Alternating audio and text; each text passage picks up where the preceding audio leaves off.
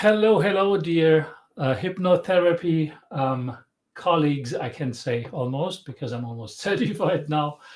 But first of all, my apologies because we are, in case you haven't noticed, 1 hour late.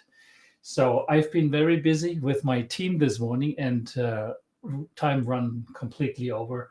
We're working currently on things that are intimately related to my new hypnotherapy website, which is coming along nicely now.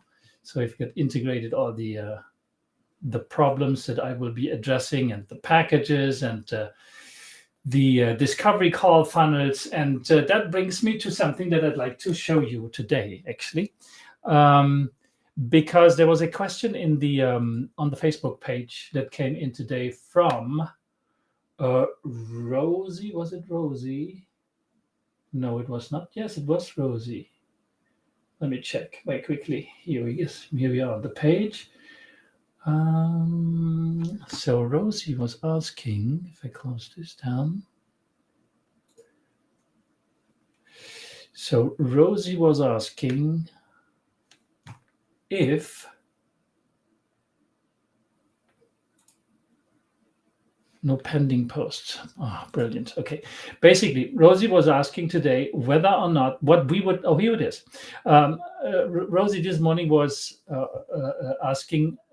I hope this question is okay to ask. Well, first of all, any question you may want to ask in this funnel when it comes in this group when it comes to marketing is more than welcome, because that's what we're looking at, right? Answer questions. So Rosie is asking, what questions do you use to filter out the crowd before accepting a discovery call?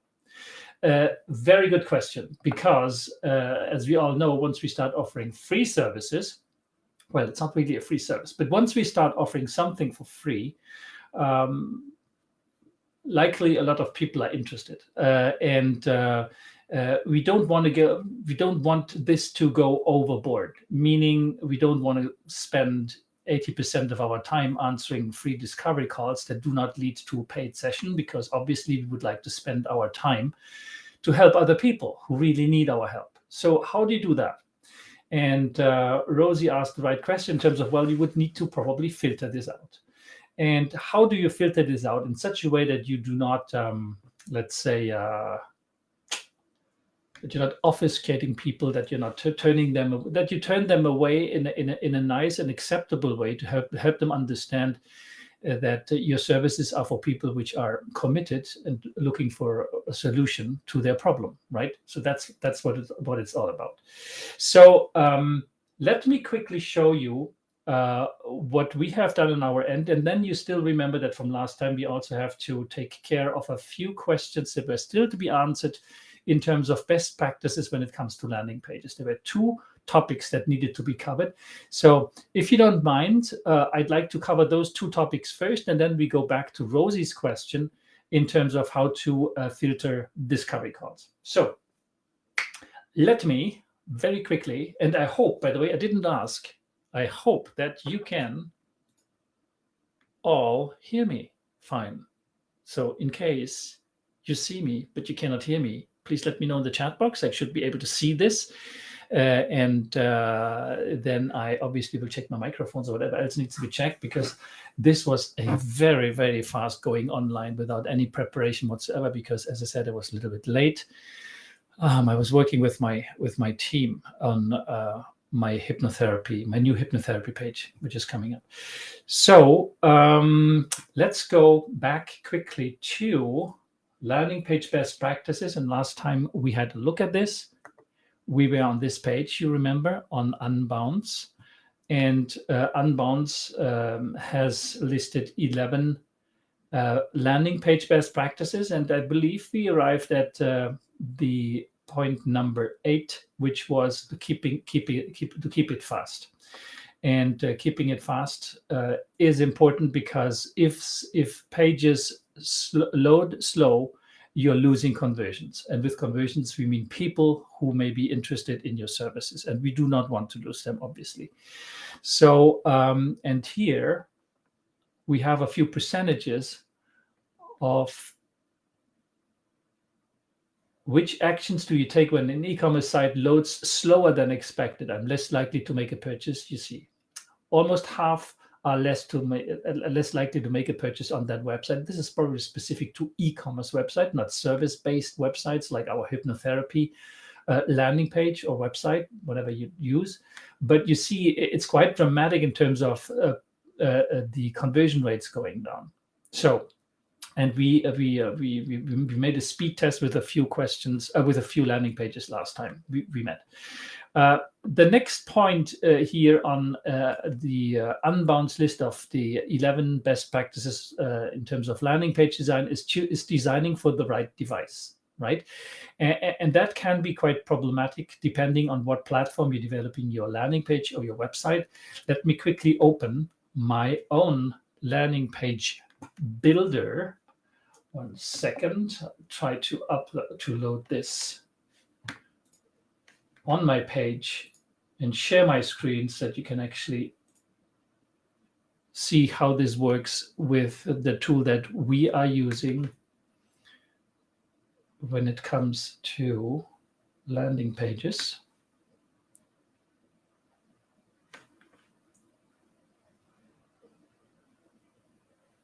One second. Here we go.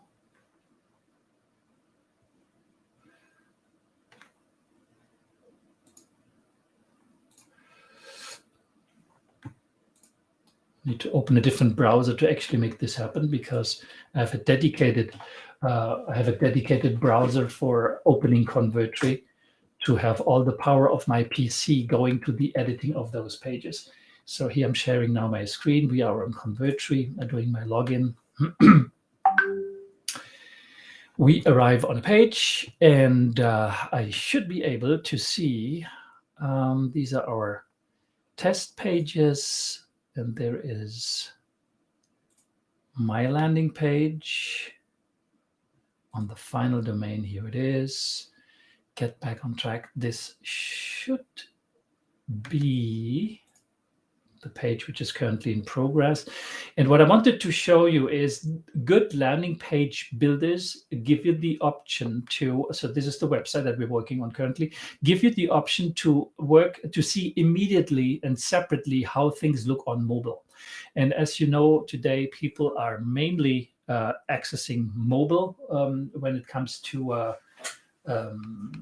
browsing the web, depending of the geographical location you look at on the planet. It is between 60 and sometimes 90% on mobile. So, and when you have a look here on the top right corner in Convertri, our landing page builder, and it's probably the same in other landing page builders, then let me close WhatsApp, because WhatsApp is sending me notifications.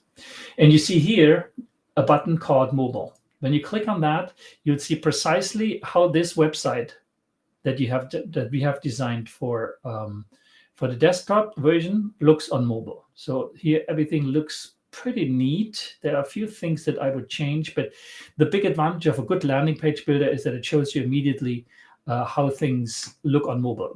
By the way, if you see a big picture like this is not how it comes up on mobile, but if you follow the lines here, you see the portion that is visible on mobile, right? So this portion of my face plus the title appears on mobile.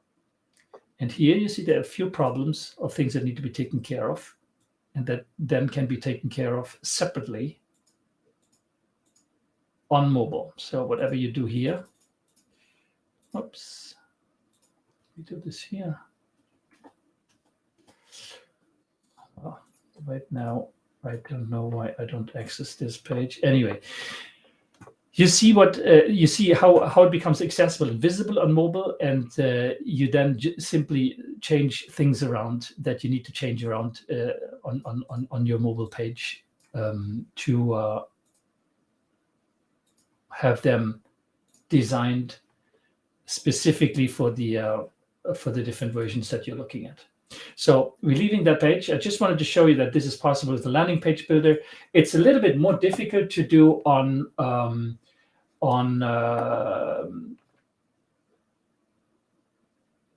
website builder such as WordPress, because WordPress works with CSS style sheets, and you need to. It's very quickly. You need a developer. You cannot necessarily do that yourself on WordPress. I would not recommend it anyway. With tools such as Squarespace, Wix, etc., it's I think a little bit easier to do. Yeah, it's as you've seen, it's very easy. It's much easier when you have the possibility to just switch between desktop and mobile, and you compare the two very easy, very immediately, instantly. You modify text portions on that page with a simple click and dragging around things. So let's go to the next point on the list of landing page best practices here. The next point is consider using a template. Yeah, well, obviously, that's a way to move fast when it comes to building websites in general, and specifically on web with landing page builders. The big advantage of landing page builders is that you have, let's see if we can see this here.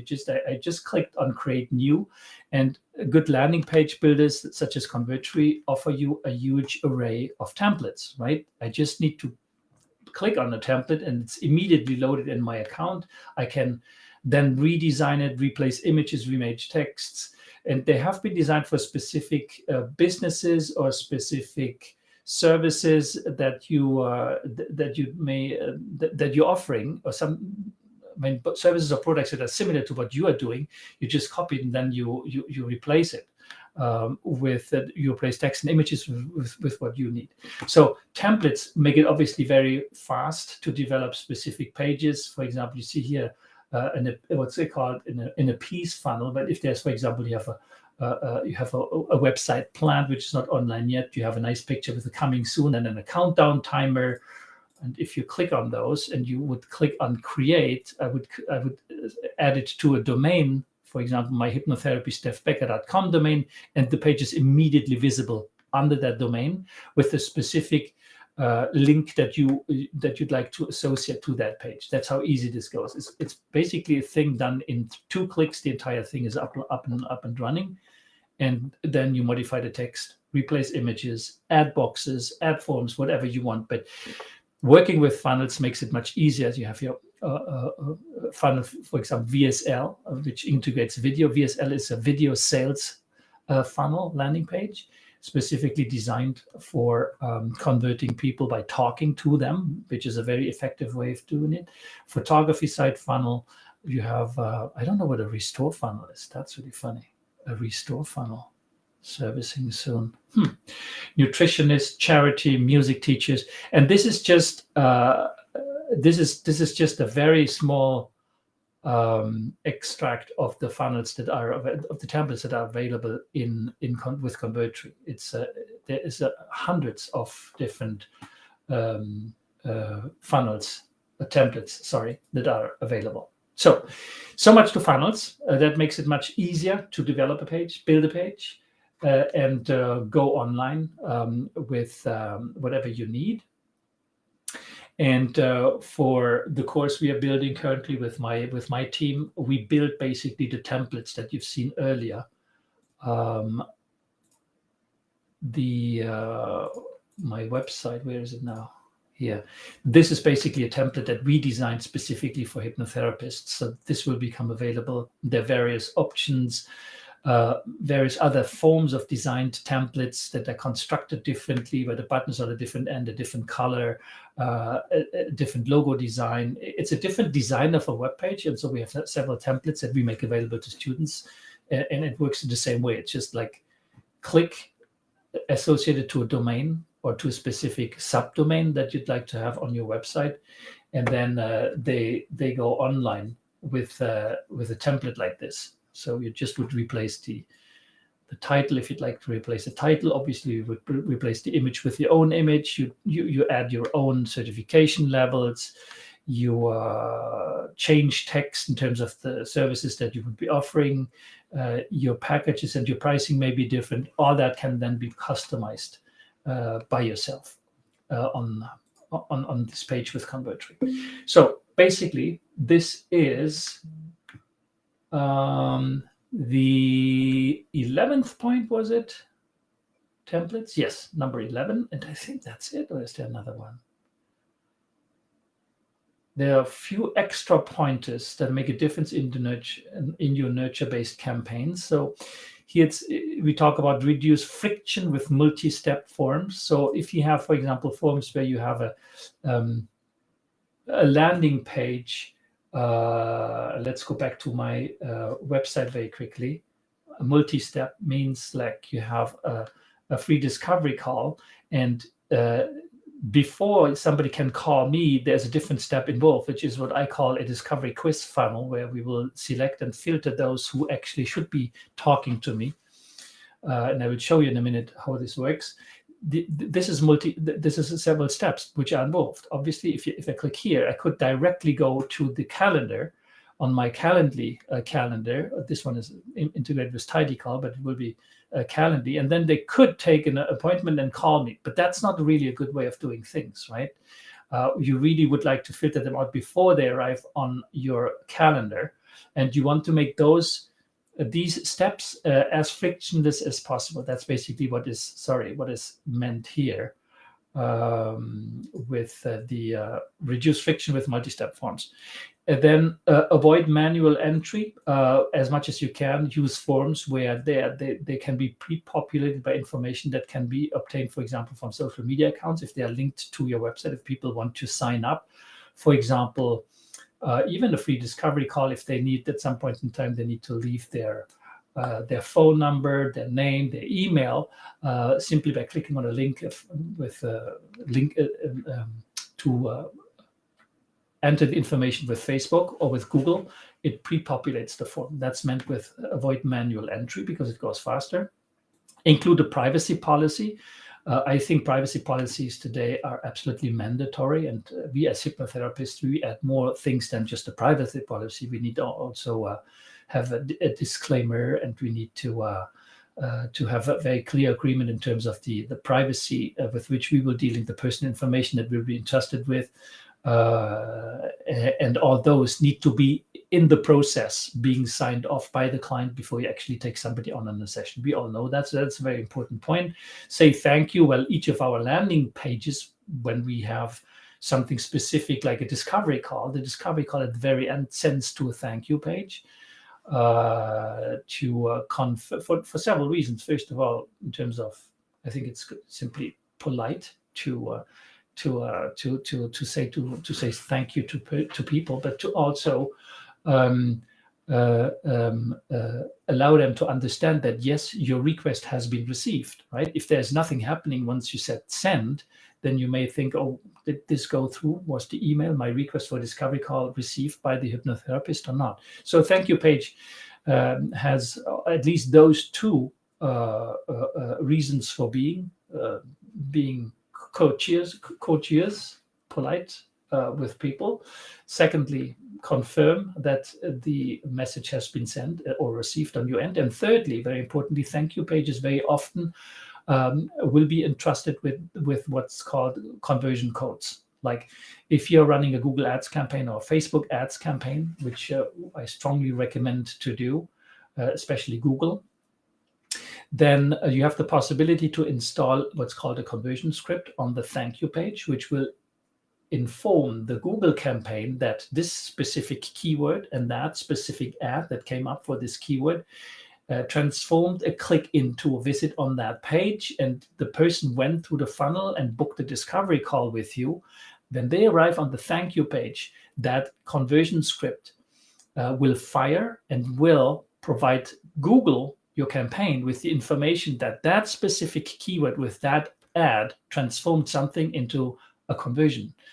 And then Google algorithm is able to take that information into consideration to optimize your Google campaign in such a way that a specific type of person will be shown your ad more often than to another type of person. That's really what the algorithm does. So there is a profiling going on based on the cookie installed on that person's computer, and Google now knows with all the things that they measure on that page they simply know what type of customer, what type of person is more likely to convert a click on an ad into a desired action. So, and for this to work, there needs to be a conversion script on your website and specifically on your thank you page, because that's the only, well, it's not the only, but it's one of the important ways of tracking those conversions, that a conversion took place in relationship to a specific ad. It can also be done with a specific click on a button that took place. But taking a button click as a conversion is not necessarily the best way of doing things, because people can click on a button, then abandon the process. They could click on, let's say, here, this free discovery call. They could log that as a conversion for my Google Ads campaign, but then the person didn't book a call on my calendar or did something else. They didn't do, they just clicked and then they left the page, right? They did something else. And so we would have counted that as a conversion, but it was not really converted. It didn't book a call. So it's better to install conversion codes on something like thank you pages. Good. So long story short, we have run pretty much through all the different best practices that I wanted to go through. Let me quickly have a look on our Facebook page if there is any question. Yeah, Andrea, I'm sorry. Andrea reminded me an hour ago, is there a live today? And I was in the middle of the meeting when I received it. So I was responding that, yes, of course, today there is a live. Anyway, so I would now like to go back to Rosie's question here. I hope this question is all okay to ask. If not, please remove it. What question do you use to filter out the crowd before accepting a discovery call? And so that's quite timely, Rosie, because this morning I discussed this with my team in our, what we call the discovery call quiz funnel, because we have a real quiz running for this to filter out people. So let me show you exactly what the questions are that we are using. So, and you can then use them on your own for your own funnel or filter, whatever you use. And I will also tell you what tools we use to actually make this work. So basically, when somebody, this is the beginning of our discovery call funnel. So right now we call it application for Stef's hypnotherapy session, but actually it will be very clearly labeled as a discovery call, invitation for a discovery call. So from our website, from my website here, you see this button. Right now, when I click, as I showed you earlier, it links directly to a Calendly interface. That's not what you should be doing, right?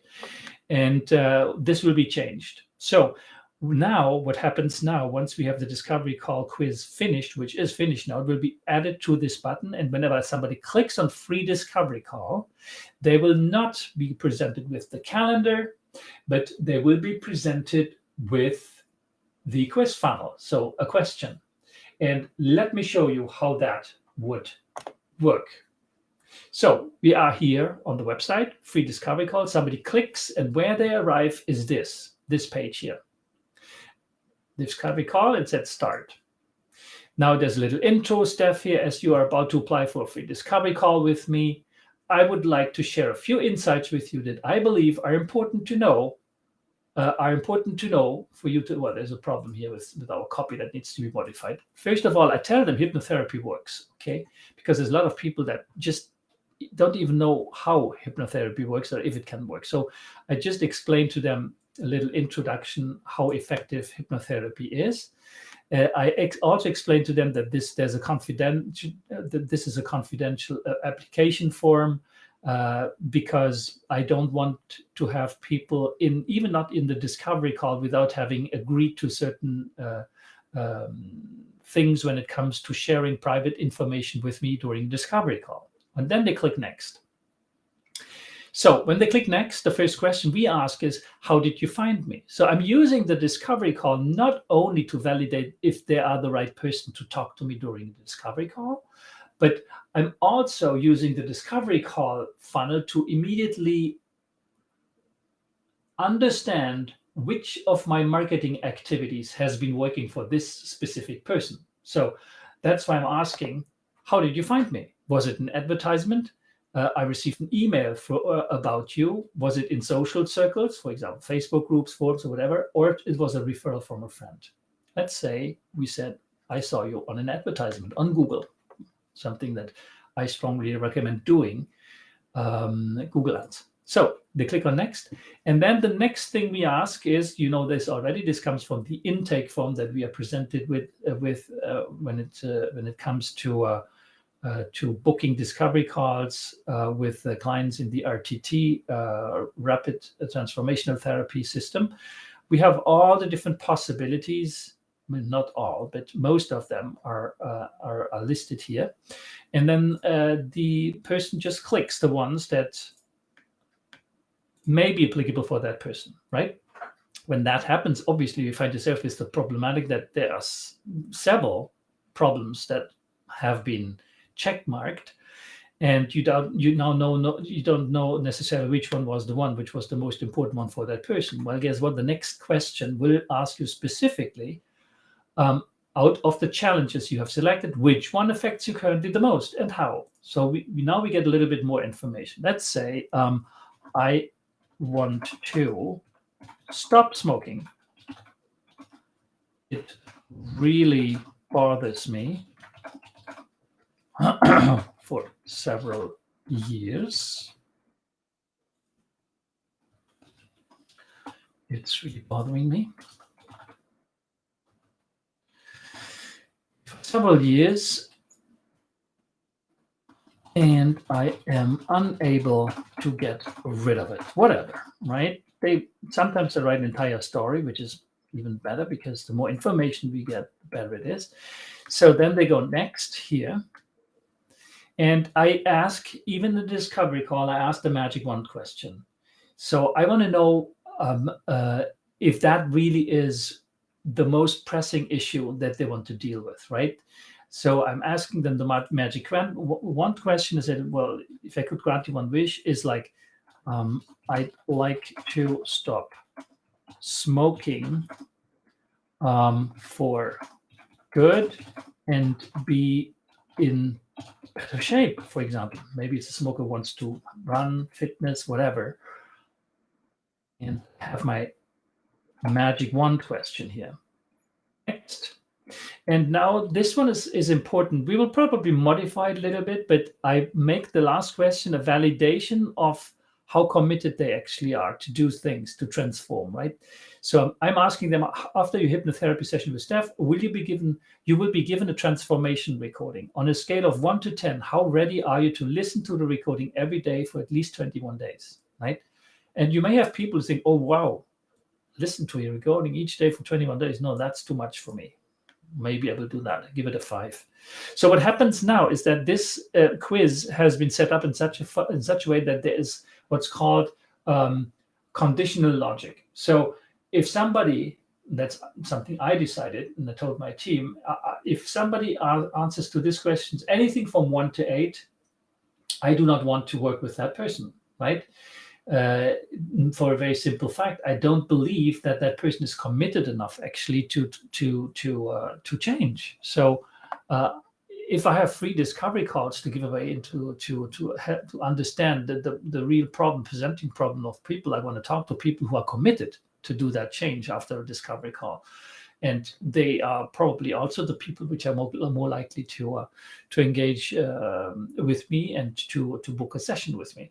So it's a way for me to take care of those people and to filter them out, but in a nice way, obviously, because people don't come to hypnotherapists making fun of their own problems. Probably never. And so we should always be very careful of taking into consideration that people may not have yet understood how important that problem really is in their life, but that realization at some point in time will come. So we address it in a polite and understanding manner. So, but what happens basically, if I answer 5 here, or let's say I'm very committed, okay, and if I'm committed, the next question that I'm presented with is a verification in terms of the financial commitment. So the investment for the advanced reframing therapy, as I call it, starts at $350. Do you have the financial capacity to invest in the program? There may be people who find this way too much for their problem, and others have a problem that they really want to take care of for years, and this is by no means reflective of anything in terms of the problem they're dragging with them for so long. They really like to take care of it, but you never know. Sometimes people don't put their money where their mouth is, let's say, and that's fine too. It means that problem is not really a real problem for them yet. It may become so, it may never become so, you don't know. But obviously, you don't want to talk on a free discovery call to people who upfront have decided that this is way too expensive for them and their problem is not worth that kind of money, in which case, that's fine. They say yes or no. If they say yes, the questionnaire, I believe, continues, and you will at some point in time be presented with the calendar to make your meeting. Let's say I say no, and I submit no. It goes to a thank you page where I will explain that they are not ready yet to meet with me, because I believe that they have either their problem is not strong enough, not strong enough, that the problem is not a pressing problem really, that they are just kicking the tires, or that for whatever reason the financial problem is a real problem because their revenue, their personal income is so low, in which case we catch those people up. And we catch those people, because once we know that the problem was only money related, we send out actually an automated email to inquire about that. And if there's somebody who really doesn't have the money and can justify that, I will probably not necessarily turn them away. I don't want to turn people away only because they can't pay me, right? So I have, in my practice, I will have a certain percentage of people that I will take on even if they can't pay for it. But everybody can obviously decide for themselves how they want to deal with people not having enough money to pay for a session. What you see here is the thank you page that will have the text that explains all that. There's no text on it right now. It's just like we put there a placeholder text to a placeholder text on this page, which will be the thank you page where we will explain to this. Now, let's go back to where is it now? Let's go back to the form and let's make as if I was dropping out earlier, right? Because I said to you, it's a conditional logic. We've again has the first introduction. We have the first question, was advertisement. We now have, different problems I want to take care of.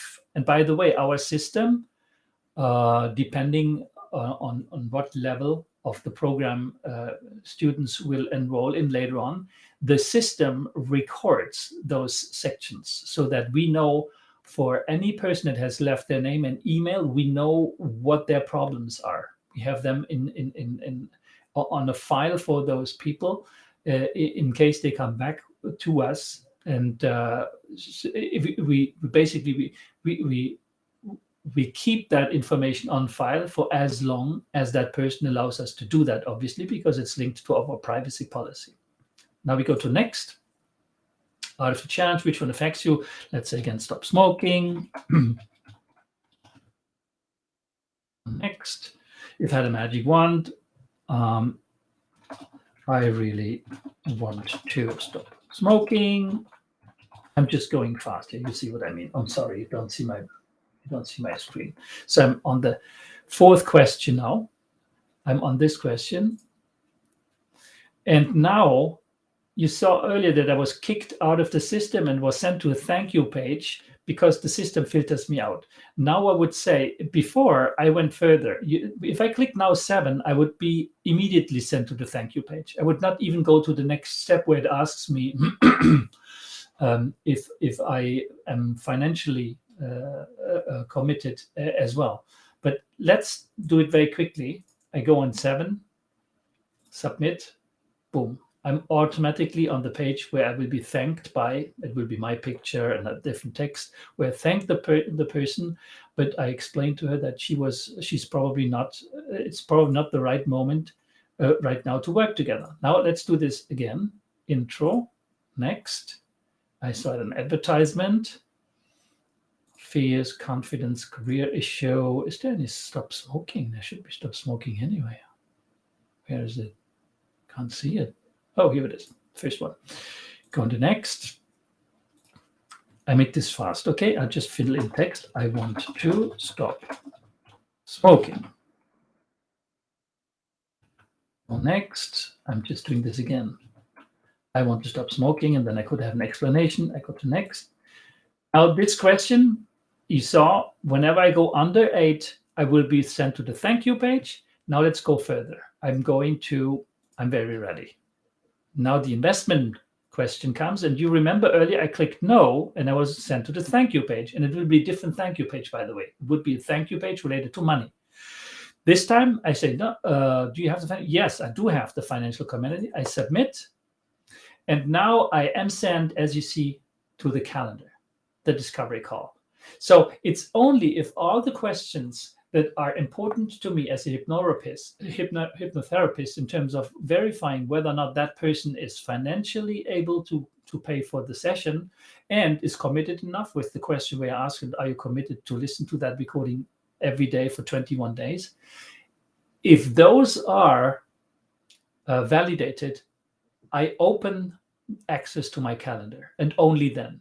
So you see, this is a filtering process, and it will drive. This will be tested next month when it goes online. It will drive only those people to my discovery call that I know already are committed and financially able to pay for it, and I have the information in terms of the problem they're dealing is and would like to work on. So now my discovery call has a complete different coloration, different perspective, me talking to that potential client. And even if for whatever reason they discover doing that discovery call that she doesn't want to go further, that's perfectly fine. But at least I have eliminated a certain percentage of people that should actually not be provided with a free discovery call if they're not committed enough, for example. So this is basically how this works.